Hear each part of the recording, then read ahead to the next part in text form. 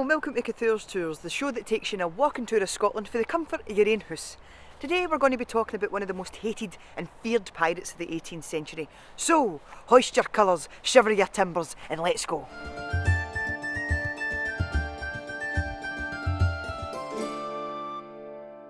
John Fullerton was doing no too bad for himself, trading between his home ports at Orkney and Shetland and the Channel Islands. But then one night in a storm he lost his ship, and as such his profits and his wealth started to dwindle. He asked local friends to borrow money to buy a ship, but he just couldn't recover and his debts mounted up. Desperate, he decided to try his hand at smuggling, and with this his journey into piracy began. The trade routes at this time between Europe and Britain were notoriously treacherous with pirates, just as dangerous, if not more so, than the Caribbean, and John, being hideously wealthy for all the smuggling, was given a privateer contract by the Royal Navy. Now, a licence to attack ships was great, but this just made John's greed even worse. The now Captain Fullerton decided that all ships were fair game, and he joined forces with a retired British naval officer called Captain George Keppel, and together they started a brutal reign of terror, attacking Scottish, English, French, American and Dutch ships. For Keppel, however, it was short-lived, and whilst drinking his spoils in a tavern, he fell in love with a Frenchman's wife and drunkenly challenged him to a duel. Big mistake. He was then ran through the heart. Fullerton, scared of any repercussions, decided to flee to sea and do what he did best: piracy. So this Scottish pirate became one of the most feared and treacherous villains of the high seas. With some of his wealth he bought an estate in Orkney and sent his family and friends to live there. And when he became bored of sea life, he too resided there, knowing that he would be untouched by the law. It also was convenient for him because it meant he could keep his piracy closer to his home waters in the Firth of Forth. The merchants were running scared, they were terrified, they were losing money hand over fist, and they became desperate to get rid of this pirate scourge.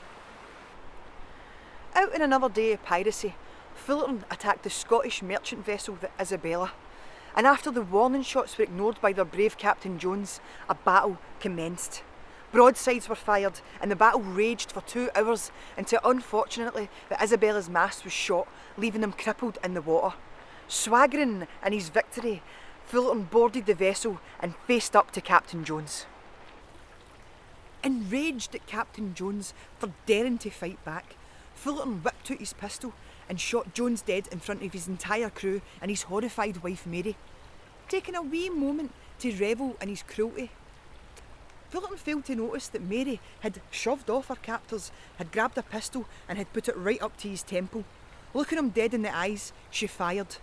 Fullerton fell dead at her feet, and inspired by Mary's act of bravery, the rest of Jones's crew decided to take up arms, fight off the captors and win the day. As the Isabella returned to shore, news had already spread about this fearless woman who had put an end to one of the most feared and hated pirates of the age, Mary Jones, the Pirate Slayer. The Edinburgh Merchants Guild were so grateful to her they gave her a pension, which was unheard of at the time. And all through her life, Mary was a local celebrity. People would come from all over the country and further afield just to come and marvel at this amazing woman and what she had done. And even now, you've got to say, hats off to you, Mary doll. So there you have it, folks. 2 characters for Scottish history: the feared pirate Fullerton and the pirate slayer Mary Jones. If you've liked this story, please go onto our Facebook page, Cathures Tours, and give us a wee like, and you'll find some exclusive behind the scenes photos. Also our YouTube channel, Cathures Tours, to see our other tours and some outtake videos to give you a right good laugh. As always, I've been Laurie, your tour guide, and until next time, folks, catch you later.